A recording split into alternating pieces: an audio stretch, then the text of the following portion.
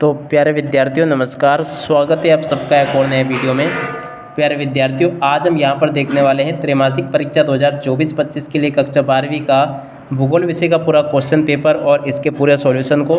तो चलो जल्दी से हम आगे बढ़ते हैं, समझते हैं और देखते हैं कि त्रैमासिक परीक्षा 2024-25 का कक्षा 12वीं का भूगोल विषय का क्वेश्चन पेपर किस प्रकार का आएगा और आप सब लोगों को अपने इस पेपर का सॉल्यूशन कैसे पूरा कंप्लीट कर लेना चाहिए। तो देखिएगा, इस प्रकार का पूरा पेपर आपको परीक्षाओं में देखने को मिलने वाला है।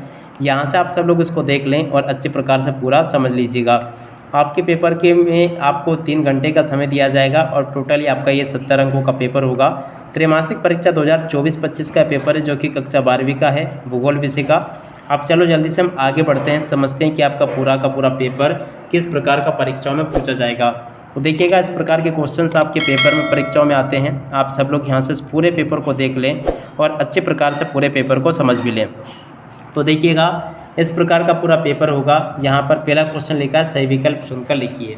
अब देखो, सही विकल्प चुनकर आपको कैसे लिखना है, यहाँ से देख लीजिएगा।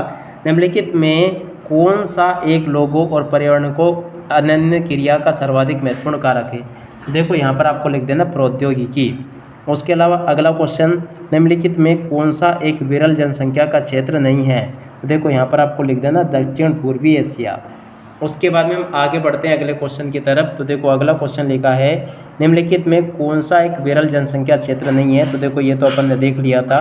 अब अगला क्वेश्चन पढ़ते हैं, प्रश्न नंबर 3।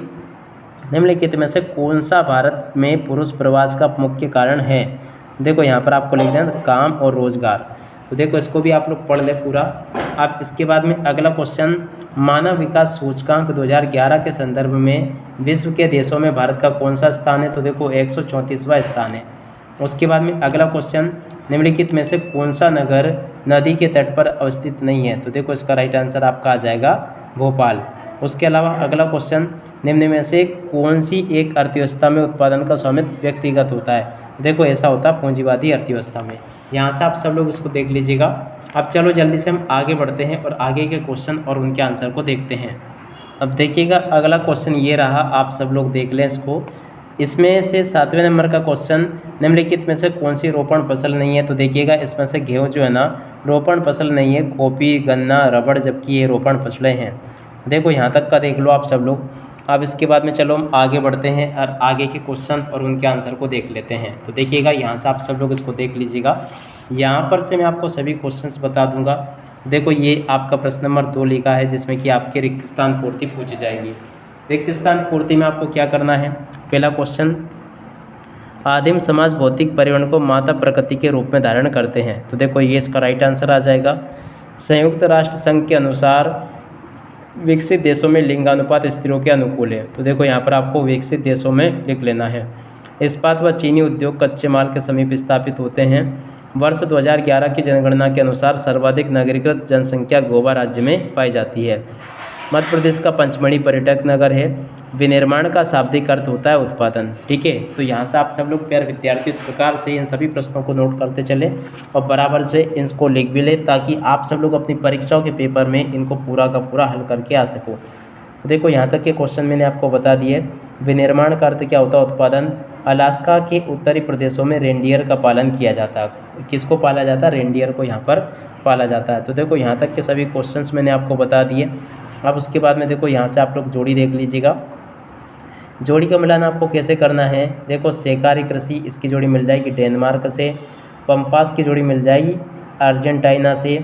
मानव विकास सूचकांक में प्रथम नार्वे और विश्व में सबसे बड़ा जूट उत्पादक भारत और विश्व का सबसे बड़ा चाय निर्यातक चीन। जंग का कटोरा पिट्सबर्ग। ठीक है ना। तो इस प्रकार से यहाँ से आप सब लोग इनको देख लें और पूरा का पूरा इसको समझ लीजिएगा। इसी प्रकार के क्वेश्चंस आपके पेपर में परीक्षाओं में आपसे पूछे जाते हैं, जो कि यहाँ तक के सभी क्वेश्चन मैं आपको बता चुका हूँ। अब चलो इसके बाद में हम आगे बढ़ते हैं और आगे के क्वेश्चन और उनके आंसर को देखते हैं। तो देखिएगा, यहाँ पर आपसे एक शब्द या फिर एक वाक्य में उत्तर भी पूछे जाएंगे। तो आप सब लोग इन क्वेश्चन को भी अच्छे से कंप्लीट कर लीजिएगा। एक वाक्य या फिर एक शब्द में उत्तर में पहला क्वेश्चन पढ़ते हैं, जनसंख्या वृद्धि दर से क्या से है। देखिएगा, किसी भी क्षेत्र में जनसंख्या का एक दर से बढ़ना जनसंख्या वृद्धि दर कहलाता है। उसके अलावा अगला क्वेश्चन, जापान का आयु लिंग पिरामिड किस प्रकार की जनसंख्या को प्रदर्शित करता है। देखो ये स्थिर जनसंख्या दर को प्रदर्शित करता है।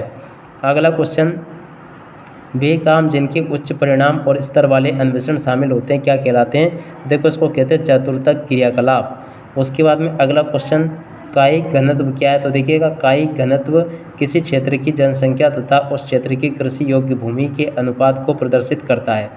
ये इसका राइट आंसर आ जाएगा। अब इसके बाद में इधर देखते हैं इस वाले क्वेश्चन को, भारतीय डायस्पोरा के अनुसार भारत की कितनी जनसंख्या ने अन्य देशों में उत्प्रवास किया? देखो इसका राइट आंसर आ जाएगा 3 करोड़। उसके अलावा अगला क्वेश्चन, जनसंख्या परिवर्तन के 3 प्रमुख घटक कौन कौन से? तो देखो जन्म दर, मृत्यु दर और प्रवास। यहाँ से आप लोग देख लें इसको। अब इसके बाद में अगला क्वेश्चन पढ़ते हैं, प्रश्न नंबर 5, सत्य असत्य बताइए। सत्य असत्य कैसे आपको बताना है? 5वीं शताब्दी के अंत में यूरोप के देशों ने अन्वेषण का प्रयास शुरू किया। ये भी बिल्कुल आपका सत्य होगा। वर्ष 2020 में कोरोना संक्रमण और लॉकडाउन के कारण प्रवास की दिशा नगर से ग्राम की ओर रही। ये भी आपका सत्य होगा। छोटे पैमाने के उद्योगों में रोजगार के अवसर अधिक होते हैं। तो देखो असत्य हो जाएगा। उसके बाद में हम आगे के क्वेश्चन को देखते हैं ताकि आपको ये सभी क्वेश्चन समझ में आ सके।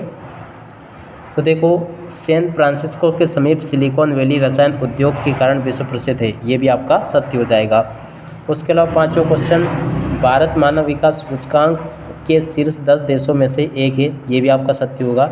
गंगा के जालौन मैदानों में बड़ी संख्या में परिक्षिप्त बस्तियाँ पाई जाती है। ये भी आपका सत्य हो जाएगा।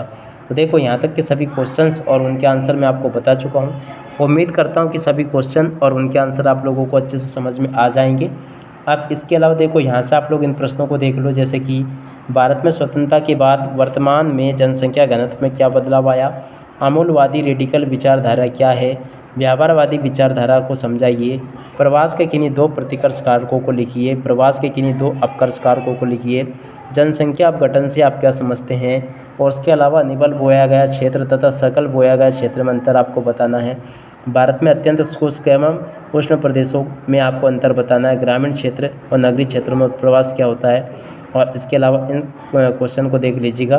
तो देखो, यहाँ तक के सभी क्वेश्चंस मैं आपको बता चुका हूँ। उसके अलावा देखो, इन क्वेश्चन को देख लो। स्थानांतरित कृषि का भविष्य अच्छा नहीं, विवेचना कीजिए। बाजारी सब्जी कृषि नगरीय क्षेत्रों के समीप क्यों ही की जाती है? भारत में बच्चों को घटते लिंगानुपात के 2 कारण। जीवन पर्यंत प्रवास और पिछले निवास के अनुसार प्रवास में अंतर आपको बताना है।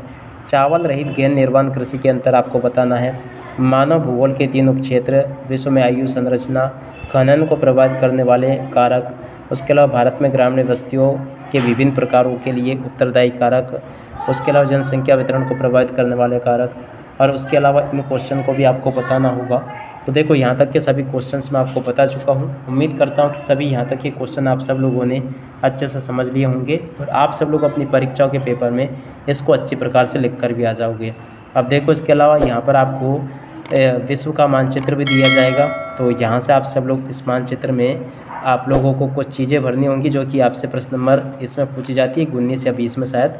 देखो, इसमें से मानचित्र कार्य पूछा जाता है आपका, तो इनको आपको भरना होगा। जैसे कि 23वें क्वेश्चन में यहाँ पर आपको दिया गया है, तो ये आपको दर्शाना होता है। तो इसके लिए आपको मानचित्र भी मिलेगा। आप इसी के साथ में इस वीडियो को यहीं पर पूरा करते हैं। नमस्कार, जय हिंद, जय भारत।